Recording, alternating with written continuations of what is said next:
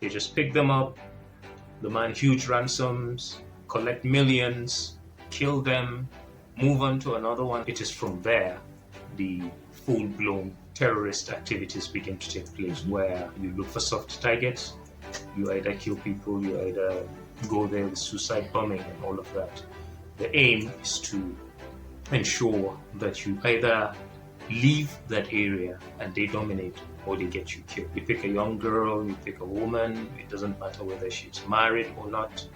You take her wherever you want to do, you convert them to sex slaves, you keep collecting money, and then you let go to genocide. And unfortunately, it's getting worse by the day. Before we hear from Zariyi Yusuf, the only thing I ask if you would like to support this channel is for you to subscribe. Now, on to the podcast.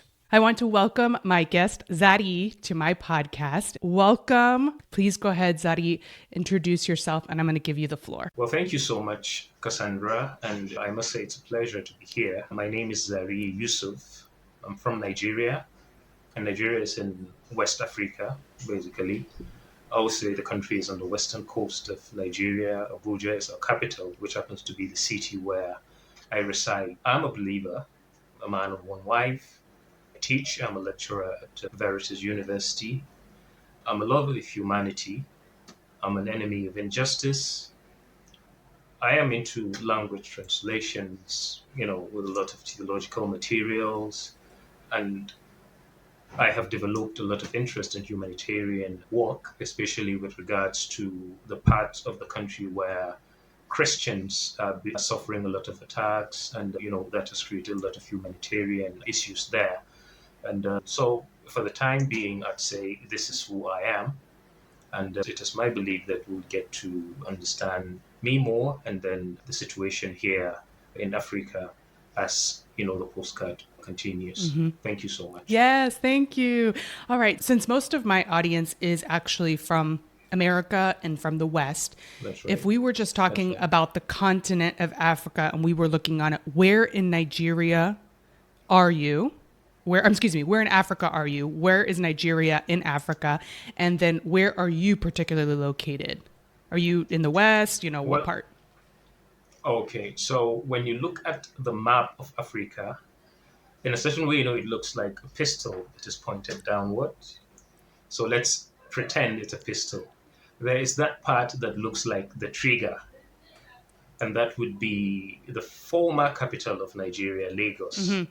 So the map of Nigeria is there. So Nigeria is more or less, I'd say, the trigger of Africa. If you looked at the map like a pistol. Mm-hmm.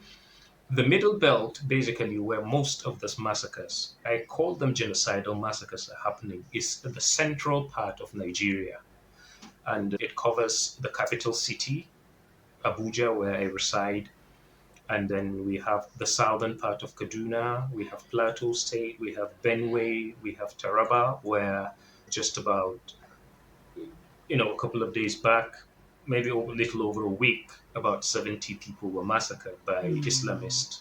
It covers Adamawa, southern part of Gombe, southern Bauchi, southern Borno. And so generally speaking, it's the central part of Nigeria, and we refer to it as the middle belt.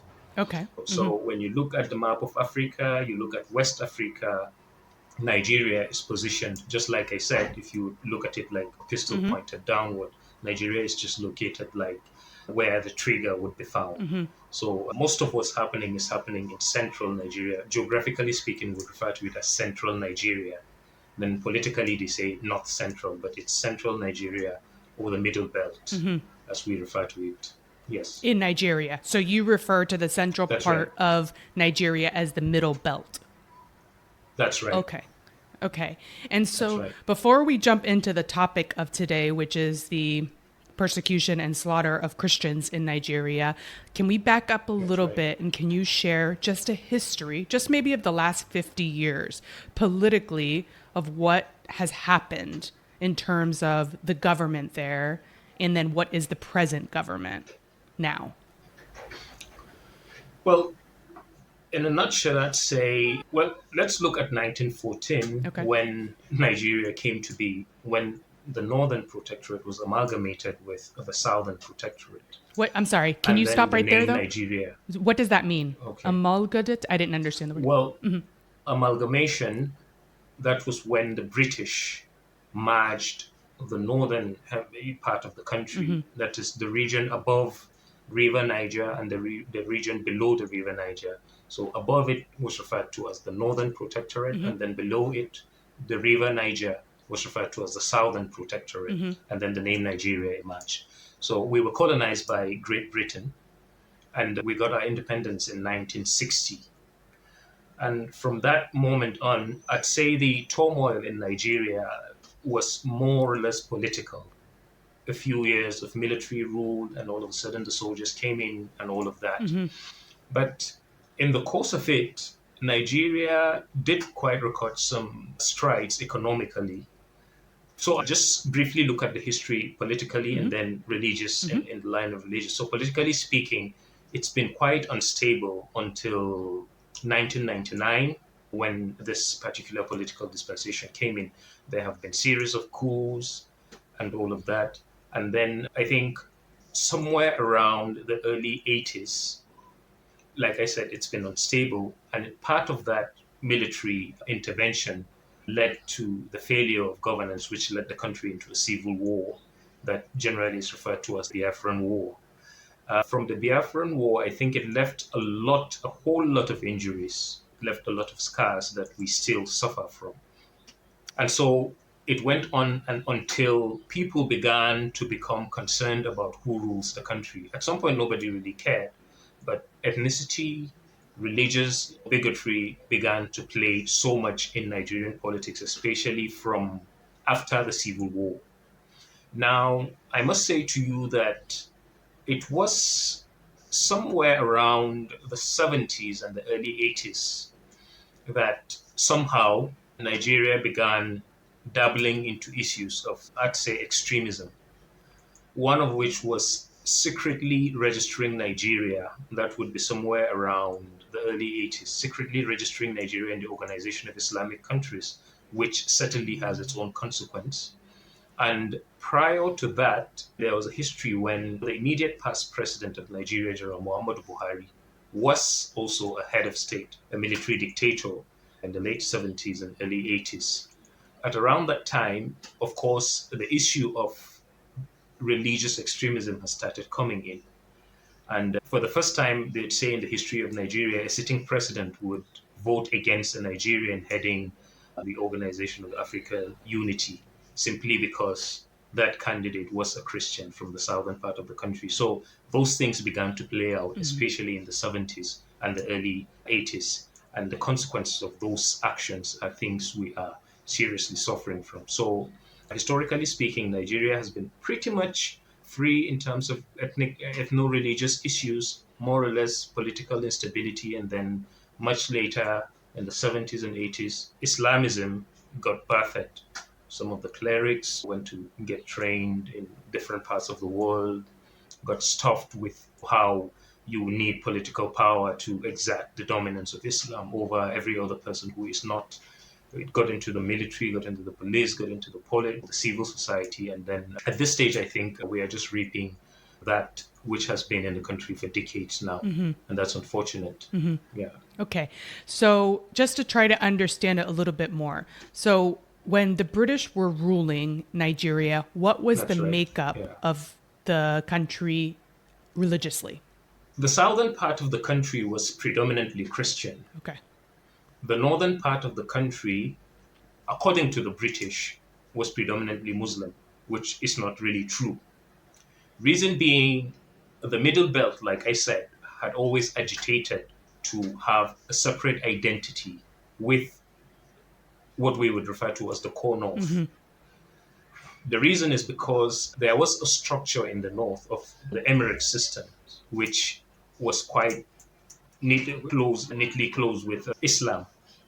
And that did not really balance well with the Middle Belt, which was either predominantly Christian or those who were pagans in terms of practicing, neither practicing Christianity nor Islam.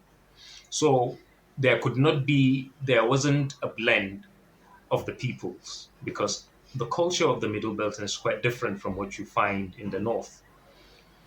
What we have chosen to accept, religion, regardless of denominations, was vehemently opposed by the Northern Protectorate, by the Emirates. But the British found it a bit convenient. There's something we refer to as indirect rule. In other words, when the British conquered the Emirates, they didn't destroy the structure.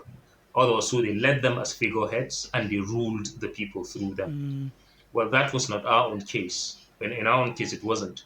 So there was this imposition of the dominance of this Emirates upon the peoples of the Middle Belt, which was not part of the North. So it was forcefully made, called the Northern Protectorate. So religiously speaking, the southern part of the country is predominantly Christian. Of course, there are Muslims, especially in the southwestern part of the country. But in the north, there is a substantial percentage of Muslims. But in central Nigeria, it is not. It's predominantly Christian, of course, with a mixture of other Muslims and then people who practice African traditional religion. Okay. Yeah. So as at the time, that was it. Even though there was serious suppression of most of the parts where Christianity was thriving, and that would be the Middle Belt. Okay. Yes. And then, so that was back in British rule. And then fast forward, you had mentioned how Nigeria had been enrolled in the Muslim, I can't remember what it's called. It's like the Muslim Council. Yes, Right. OIC, Organization of Islamic Countries. Right. The Organization of Islamic Countries. And that's right. And so was it particular rulers that chose to make those decisions, or was it the influence of other countries coming in and making that happen with Islamic migration or Islamic teaching? Do you know what the cause of that was? Yeah, we had a military president that ruled from the early 80s to, he ruled for about 8 years, General Ibrahim Badamasi Babangida, a Muslim. Now, all of a sudden, certain clerics, like I said, did go through schools in different parts of the world, and I think that was where the concept of Islamism came to their minds. Then it wasn't really so. And I think key amongst them is somebody who is late now, Sheikh Gumi. He died some time ago. He's of the Izala sect, the Muslims. And basically, that's when I say Islamism, I mean political Islam. An Islam where the main idea is to get into government and then to use state powers to impose the dominance of the religion on every other person. That basically is it. Now, so in that regime in the 80s, a certain group of people who usually would just, for instance, if you had a program, I would come in, maybe be a part of it, if it's prayers, if it's just a presentation and all of that. So they went and they got Nigeria registered. According to the president, he didn't sanction that. But since they have announced to the Muslim Ummah that Nigeria is now a member of the Organization of Islamic Countries, that it was going to be a problem if he said, no, I didn't authorize that, I'm going to deregister the country. So he said, in another way, let's just let the country just be in an observer status in the organization and all of that. And of course, the Christians objected to that because it's not. When you register a country in an organization, it will definitely have its commitment to that organization in certain ways. And since it's not a Muslim country, it's just a country where you have Muslims and Christians, it didn't really make sense. But then the president, then a military dictator, did not deregister Nigeria, and then it just remained there. So, and that was quite unfortunate. The Christians aren't really known for violence. So, although they disagreed with it, but they said it was just as observers. So, they don't fly the Nigerian flags in their meetings and all of that. Well, I don't know if that was supposed to be comforting for the Christians, but then that was basically how the conversation went, controversially, ambiguously, and it was just left, that way, right from the 80s until date. Okay. And then can you briefly explain what the makeup of Christians are currently in Nigeria? Is it mostly Catholics? Is it a mix of Catholics, Protestants? And then how do they get along? Well, one of the most populous denominations in Nigeria would be the Catholics, especially coming from the southeastern part of the country up to the lower parts of the Middle Belt, and then further into even what we would refer to as the far north. And then you have the evangelicals, a lot of them also in the middle belt and the southwestern parts. Then you have the Baptists, and then, of course, the growth of the Pentecostals, which basically cuts across all kinds of people, especially from different denominations, margin, and all of that. As at now, I would put it, although it's debatable, but there is a higher percentage of population of Christians in the country than Muslims, Oh. especially in the southern part of the country, in the middle belt, and all of that. Why I say it's debatable is simply because there is always this propaganda of denial. An example is predominantly the Hausa and the Fulani, predominantly Muslims. So some have been so fanatical to claim that the totality of their ethnicity are Muslims, they don't have Christians, which is a very big lie. When you go to even the states where they are predominantly Hausa or Fulani, you find a good percentage of Christians, but they don't want anybody to know that. So they suppress them. They are not entitled to scholarships. They are not entitled. They don't give them political appointments. They don't send them as representatives. They don't run in politics and all of that. So I'd say we have about maybe 55, the ratio of 55 to 45 Christian Muslim ratio and all of that. Okay. So, but you're Yeah. saying for the most part, Christians get along. And then in terms of the attacks that are being experienced by, let's say, the Fulani jihadists, is that across the board any Christian, or are they targeting specific Christian groups? Well, to be honest with you, there was a particular time when it looked as if the primary targets, especially of abductions of certain persons, then collecting huge sums as ransom, and then going ahead to kill them. I may not remember specific figures, but the Catholic Church suffered so much of that. They take the priests, especially in Kaduna State, they did a lot of havoc to the Catholic priests. They just pick them up, demand huge ransoms, collect millions, kill them, move on to another one. Sometimes they pick three people at a time, a whole lot of things. In Benue, which is also in the Middle Belt, they've done a whole lot of that. It's a state that has a very good population of Catholics. It's a predominantly Christian state. And I think a month or two, a Catholic priest was in the US. He made a presentation to some of the congressmen in the US with regards to the plight of the church in Nigeria. And to be honest with you, I think on an internationally, the Catholics from this country have done a lot advocating for that, because with particular targeting of priests, the Catholics have suffered immense, so badly. And then also talk about the evangelicals, and then which now you begin to talk about where we refer to as the northeastern part of the country, places like southern Borno, places like the Plateau in the north central, and then southern Gombe and all of that. So yes, there have been serious targeting of priests, and then I think the Catholics have suffered the greatest toll of it. Yeah. It's terrible. Okay, so since most of the people in the West are not familiar with Islam or how That's right. Islam operates within a society that has other faith traditions, can you explain to an audience that would be mostly unaware, how does it work? Like if you're living in a society like you are right now, just give an explanation of how it all works and manifests itself. Well, Islam, from the word, the idea is they'll tell you, okay, it means peace. Okay? But it actually doesn't mean peace, it means submission. All right? Islam, it means submission totally. Now, I was born and brought up in a very conservative environment in the northern, that's the most conservative state as far as Islam is concerned. And growing up in the predominantly Muslim community, the mosque and everything, even through school, we were subjected through the rigors of typical Muslim children. Of course, we didn't pray like them, but We learned all of the subjects they learned. We did whatever they taught them regarding the Quran. We did IRK, Islamic Religious Studies. We did a whole lot of things.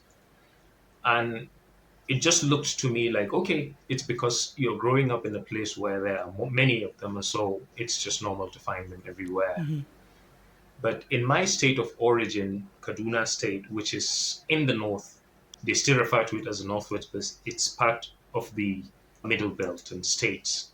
The early dealings you would have with any Muslim is the peaceful kind, especially in a place where they are not in the majority.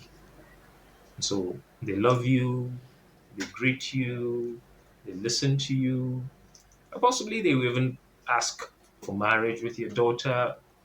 They would want to live next to you. They want to share love, say hello when you give birth and all of that. But then I learned, like I said, in Kaduna State is a state where you have almost a 50-50 population ratio between the Christians and the Mm-hmm. Muslims. But it happened that the population of the Christians is a bit farther away from the state capital. So that was when I began seeing whatever the idea of Islamism is to me, where obviously the Christians, just peace loving, would build their church, go there, worship on Sunday, have their weekly programs. And there's somebody that just have a problem with that. Mm-hmm.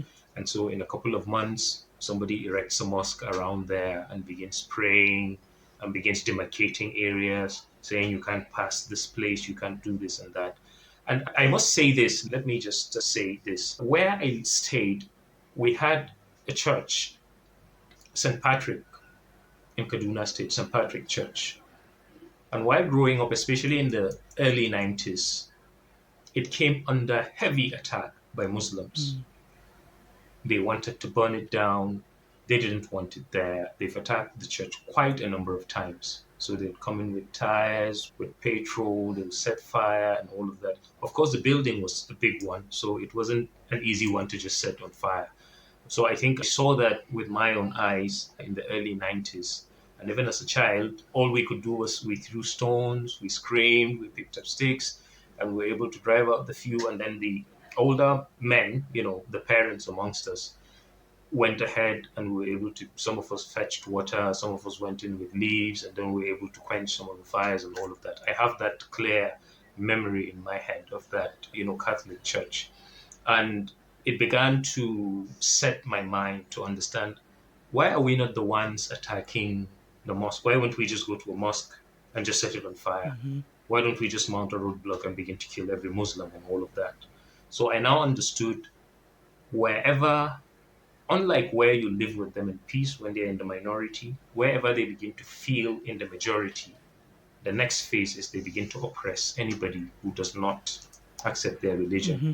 And frankly speaking, it comes with a lot of violence and bloodshed. Mm-hmm. Yeah, and that's quite unfortunate. And I think it is from there the full-blown terrorist activities begin to take place, Mm-hmm. where you look for soft targets, you either kill people, you either go there with suicide bombing and all of that. The aim is to ensure that you either leave that area and they dominate, or they get you killed. Right. And basically, so it's unfortunate, but wherever that face of Islam gets to, you will experience these things. Mm-hmm. So is in the Muslim dominated areas, do Christians and Jews live the dhimmi status, which is a lower class status, and then do they have a tax? I know this is very popular in the Middle East. Are you familiar with what I'm talking about? Yes, I am. It's referred to as Jizya. Yeah, the Jizya Basically, tax. wherever there is a post-Islamic state, the idea is the status of the Christians and the Jews is almost that of slaves, subhumans, second class. So those who thrive economically amongst those they prefer to refer to as the infidels would pay heavy taxes, and that's the jizya. And they could do whatever they want. They could molest you however they want. In Nigeria, we don't. It's not a full-blown Islamic state, even though they have managed to have certain states in the country that have implemented Sharia. But so far, while they have not imposed the jizya on people, but I'd say to you they are doing it, especially with the kidnappers and all of that. They'll tell you they are Muslims. They took your cousin, they took your father, they took your sister, so you will pay. Sometimes you have to serve those taxes over a certain period before they release the individuals. Mm-hmm. And sorry to say this, unfortunately for the women, they suffer a lot of violation. I think that's the part that hurts me the most. Mm-hmm.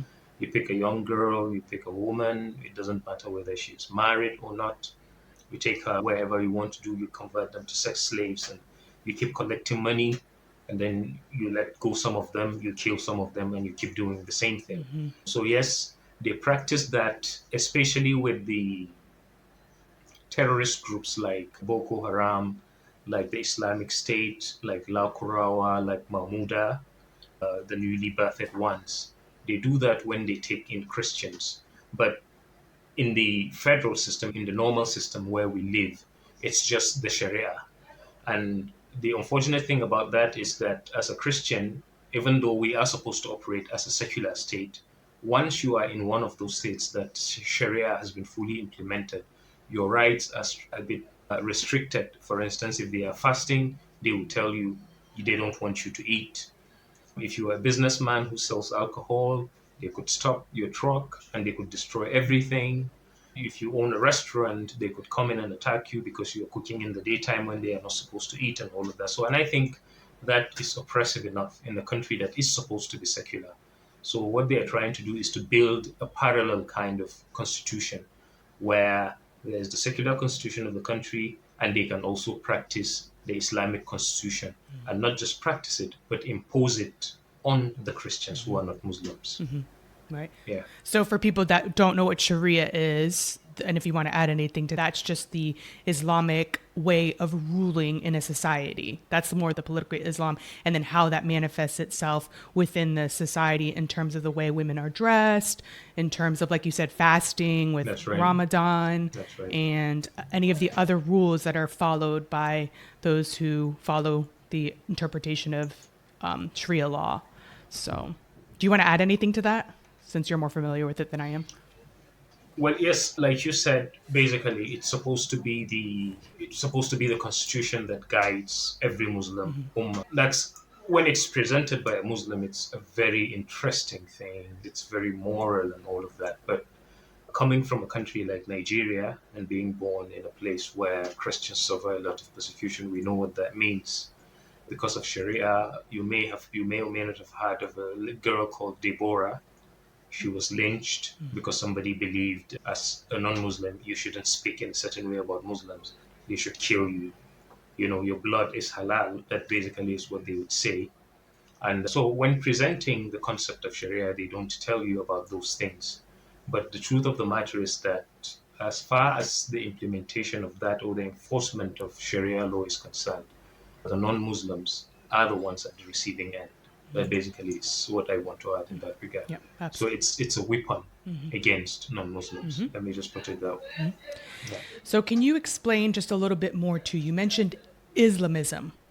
So there's the faith side of Islam, people who pray, they fast. That would be very similar to Christianity. We pray, we fast, they go to the mosque, we go to the church. The difference between Christianity and Islam is that doesn't have a societal or governmental role, at least not in the present moment, at least where we are in the West. But in Islam, it is different. So can you explain what you mean when you say Muslim, Islam, Islamism? Well, basically, as I'd say, a Muslim is somebody who practices the religion of Islam. He prays 5 times a day. He does the Ramadan fast. He adheres to the Sharia law where it's implemented and all of it. And that's supposed to just be a moral guide to the Muslims. But like I said, it's a weapon against non-Muslims. It's a big debate sometimes when we say Islamism. Certain scholars will tell you it's not exactly so different from Islam Right. because if you say Islamism, it simply means there are Muslims who are just peace loving. Okay, so Islam is just a religion. Islamism is an ideology and it's strictly adhered to by Mm-hmm. Muslims. Possibly not all the Muslims. But Islamism is an ideology. Islam is just a certain practice of religion. Islamism is an ideology that believes that wherever Islam is, every other form of ideology must submit to it, must either be wiped out or must be in submission to Islam. An example is if I came to a city and I happen to be the minister or the governor, I could make it a law that, oh no, Cassandra, you cannot sit there with your hair open. You can't interview me, you're a woman. You can't really walk. You can't go to the grocery store until you have somebody authorized by your family to accompany you and all of that. That is the notion of Islamism. Implementing that has always come with bloodshed and killing, because I would have to first intimidate you. I will have to first demonstrate that I can kill you, or I can hurt your child, or I can hurt your cousin, or I can hurt your neighbor. Once I'm able to do that, it now beats you into submission psychologically. So when I begin to roll out those things, for instance, I could just pick you up as a 13-year-old and I tell you, you should be in your husband's house. So I will keep you here for a month and we'll get a husband for you and we'll marry you off. Usually wherever Boko Haram, wherever ISIS have dominance over, that is practiced. Now, in the civil world, you may have those who haven't gone that violent, but what they do is, whatever political power they have, they either directly or indirectly enhance these practices. For instance, in Kaduna State, we had a sitting governor who, rather than eliminate terrorists, he would use state funds and pay them. And he says he was appeasing them because they were not happy with the Christians. So he wants to pay them so they stop killing the Christians, and all of that. And that's one example. We had a Christian monarch who was assassinated at some point, and normally in the practices he died, so you should appoint another one. But that kingdom was balkanized and it was turned into an emirate. And if you would read the wars of the jihad, usually when it conquers a place, it sets up an emirate. So that was basically what the state governor did. But a lot of times people find it difficult, and it's deliberate, that the notion of Islamism and the practice of Islam itself is blurred, such that the terrorist, the extremist who outrightly uses weapons, guns, kills, officially is a terrorist who wants to force you into conversion. And then the one that lives next to you who says, I don't believe in what the terrorist is doing. It's quite shady, the difference between them. Because a terrorist will come to a place, he will take women, he would rape them, he would slaughter people, he would behead some. He says he's doing it in the name of Allah. And you tell him there's a problem with this religion he is practicing. But the peace-loving one, who is educated, who is civil, who is well composed, will tell you, no, that's my religion you're attacking. These people are not doing the right thing. So, but if you keep talking about them, it becomes a problem for us, blah, blah, blah, blah, blah. So dealing with it becomes a problem. But at the end of the day, what the terrorist is trying to implement is basically the content of Sharia that every Muslim subscribes to. So that's quite difficult. And that's why I said the idea of Islam as a religion and the ideology of Islamism is a difficult subject to separate. Right. But Islamism basically is the ideology that drives especially the radical groups that as terrorists. Yeah. One of the things that you had mentioned was how there were Muslims in the north, Christians in the south mostly, and there has been a rise in terrorism that is That's right. Islamic. So can you go ahead? I know most of the world will most likely be familiar with the Boko Haram because in the West we had people holding up signs, we want our girls back, the girls that were kidnapped. So can you explain what now has been going on, to give the timeline and then the groups that have been operating, and then what's the current situation now? Boko Haram emerged roughly about 2 decades ago or more.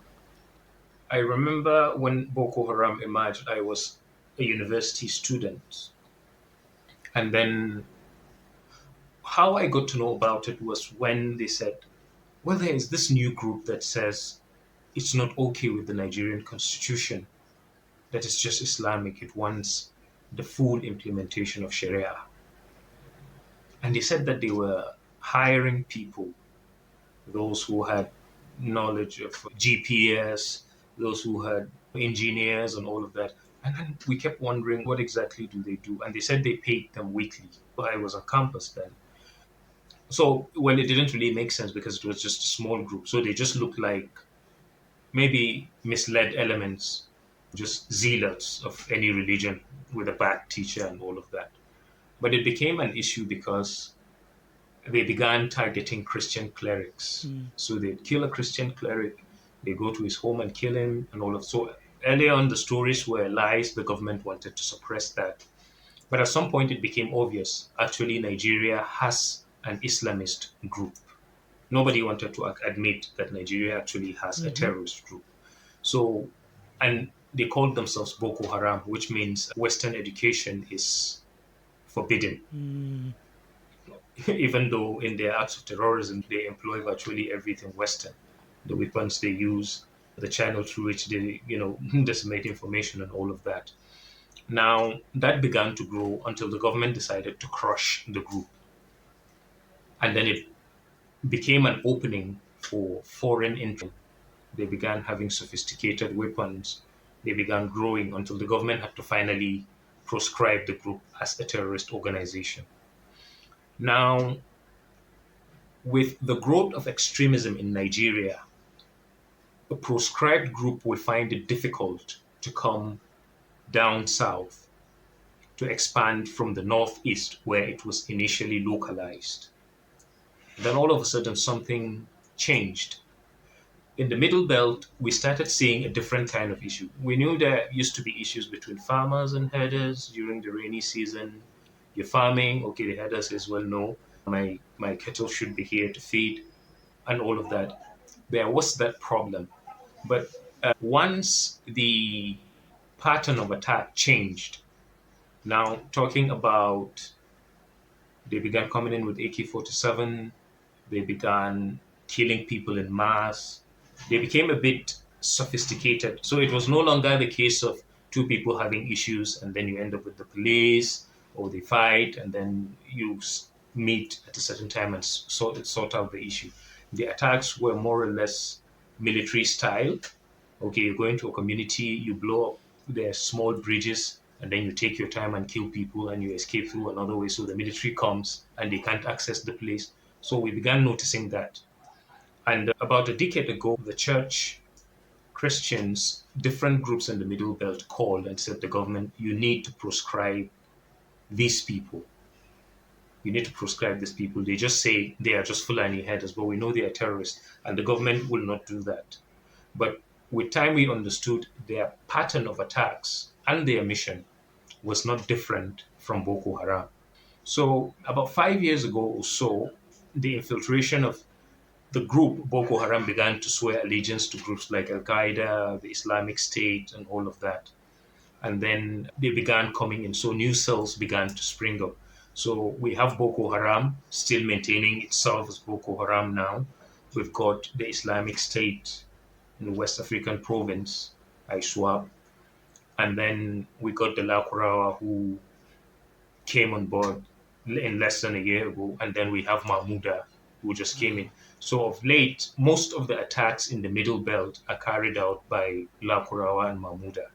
Somehow a bit more sophisticated in terms of their arms and quite more deadly than the other groups. So that's unfortunately the state we are in. It's been a proliferation of terrorist groups over and over, unfortunately, with Christians at the receiving end, especially in the Middle Belt. And what has the government response been, let's say, over the last 20 years, and what is the current government response? In the earlier part, of course, the government was quick to proscribing Boko Haram. But with the change from 2015, when the APC, which is the current ruling party, when they came into power, the attitude of the government towards terrorism changed. The government was more willing to pardon terrorists. They call it de-radicalization. They give them stipends. They say they want to train them. They want to reintegrate them, into the society, sometimes into our security architecture.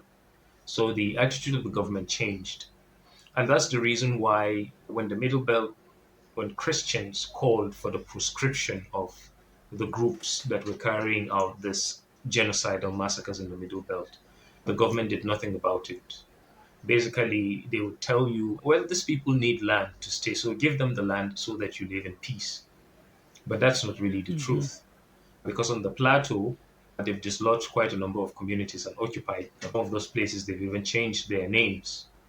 So the federal government of Nigeria, since from 2015, has had a very weak response to the growth of extremism and the proliferation of terrorist groups in Nigeria, such that some of us are beginning to ask, is it just a failure or is it a case of complicity? You get the idea? Because how does a non-state actor come into your country, lodges in forest, kills people every now and then you mean you're not doing anything about it? For instance, of late, you would notice that the mainstream media hardly speaks about these killings and these massacres. And that's quite dangerous.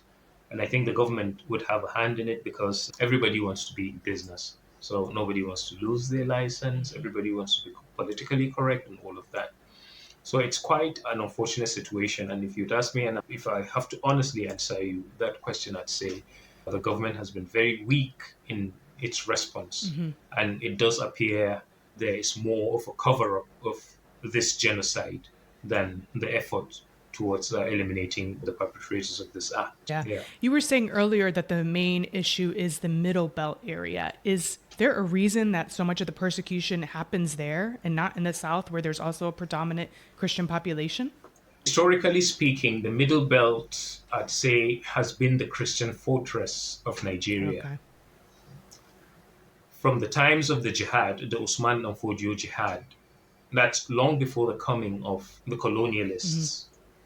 The Danfodio jihad raided the Middle Belt region so much, and that region would refuse to accept Islam with their swords. So it was basically a period of war between the Middle Belt and the jihadist, the Danfodio jihadist.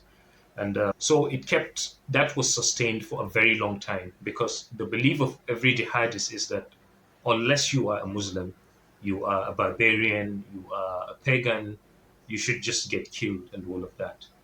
And unfortunately, because up north, the British came in contact first with the jihadists, the emirs. So their perception of the Middle Belt was through the lens of these jihadists. So although we accepted Christianity, and I must tell you, there was a point in time when the emirs agreed with the colonialists that missionary activities must be halted. So most of the missionaries that advanced, that went into the north, just did so at their own risk. But the British government told them, stop. You cannot Islamize, you cannot preach to any Muslim or make him a Christian. There was a time when that happened. And then, so that was the reason why the growth of Christianity, the Middle Belt became, let's say, the battleground between the extreme Islamist part and then the southern part of the country that's predominantly Christian. So the attack is predominantly in the Middle Belt because it's a region they want to subjugate and make a part of the North, which is not a part of the North, culturally speaking, geographically speaking, spiritually speaking, because we don't practice their kind of faith.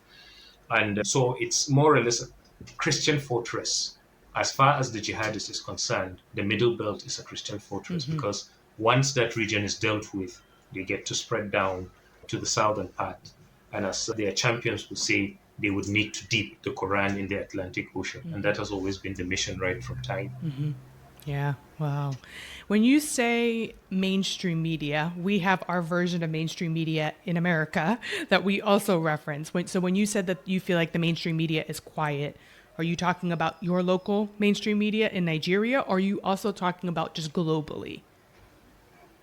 Yes, locally and globally. Okay. Locally and globally. A couple of days ago, I had, I think, this news. I think the UN, some official in the UN complaining about an Israeli airstrike on Gaza where about, I think, 40 people were killed, and then it was all over the news. And I asked myself, well, we just had this mass grave of over 70 people that were wiped out by Islamists. Why is the local media not saying anything? Why is the UN not making any statement? A couple of months ago, we had about 150 people who were killed in just a period of 2 weeks. And these killings are strictly Christian deaths. So it's not exactly as if it's some random thing that happened in a market square and different people died. No, there's a group that is well armed, that plans its attack and picks a Christian community, kills people, and goes away. But nobody talks about it. So when I say mainstream media, I'm talking about both local and international media. So you wonder why the big names don't talk about what's happening Right. in the country. But when 2 people die in Gaza, you hear that there are people talking about it, talking about Ukraine, blah, blah, blah, blah, blah. And I must tell you that from our understanding in the Middle Belt, whatever happens in the death toll, the manner in which people are killed in the Middle Belt, I want to assure you that Ukraine, Gaza, put together does not measure up to that.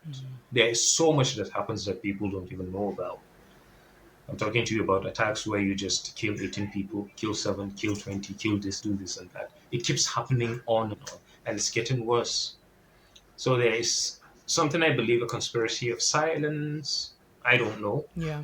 Or perhaps the jihadists have keyed into the global jihadist community, and then they are enjoying some form of cover from organizations that you would hope would actually call this genocide out.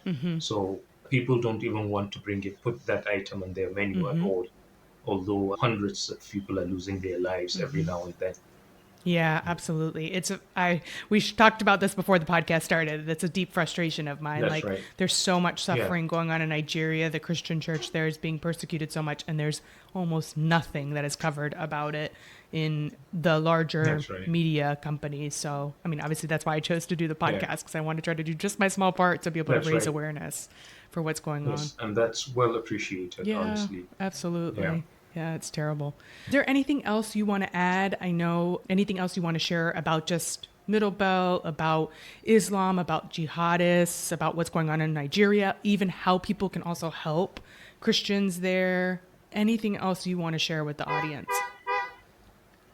Well, I'd say this to you. The Middle Belt is why the region has suffered, like I said, is perceived as the Christian fortress. So there's the whole frustration that we just couldn't Islamize this region. We just couldn't conquer them with the jihad. They just kept fighting and fighting and all of that. And as it is now, one of the ways I think these killings could stop is when the people begin to defend themselves. Because it's almost certain to the Islamists, I could actually kill anybody I want. I could actually kill as many as I want. I could actually rape their women, and I could just go back to the forest or my post, and the government is not doing anything about it. So we are trying to find ways as a people, as Christians, as lovers of humanity. How do we get to be heard by people like you who, far away from across the great pond, become concerned, begin to amplify our concerns and all of that? But while these things are happening, for example, as in the US, we used to be on the CPC list, countries with particular concern. But for the past years, especially when the killings have been increasing, we were off the list. Okay? So, because everybody denies the fact that the persecution we are suffering is true. So they just say, we just make up the stories for no reason. And that's quite frustrating. You keep going for burials of 100 people, 180, 200, 80, 50. And you say to people, these are Christians that are deliberately being targeted. And they say to you, no, it has nothing to do with your faith. It's just trouble. It's just crisis between two groups and all of that. So the world must know that what basically is happening is a jihad. It's a genocide. because 100% of all of the people that are being killed are Christians. Mm-hmm. Now, does that mean Muslims are not being killed? Yes, Muslims suffer as casualties. Mm-hmm. But like every extremist scenario, you would know that any Muslim that does not support or subscribe to the extremist ideology is equally seen as an infidel. Mm-hmm. And those categories of Muslims also fall casualty of it. But we know the target is to basically annihilate the Christian population of the Middle Belt. And the world must know this. I know it's a difficult thing for the foreign government, the US, or any other government to look at it from the dimension of a genocide because of the commitments that is basically required of the international community when that is identified. But it is the truth of what's happening. It's a genocide. And unfortunately, it's getting worse by the day. And the government in Nigeria is not helping. It doesn't want to see those groups as terrorist groups, nor would it allow us to arm and defend ourselves. Mm-hmm. So we are more like being, by either direct or indirect policy of the country, we are made to be soft target of jihadists. Mm-hmm. So they keep thriving, they keep proliferating, they keep growing in their sophisticated arms while we just keep running from one community to the Mm-hmm. next, from one IDP camp to the next, Mm-hmm. and they keep sacking our communities. That's basically the state of things. Yeah. And actually, I did forget to ask about that. I did see a post on X about first internally displaced people, which you just mentioned, IDPs, and also something about concentration camps in Nigeria. Is that valid? What's going on? Something about jihadists Yes, having concentration camps.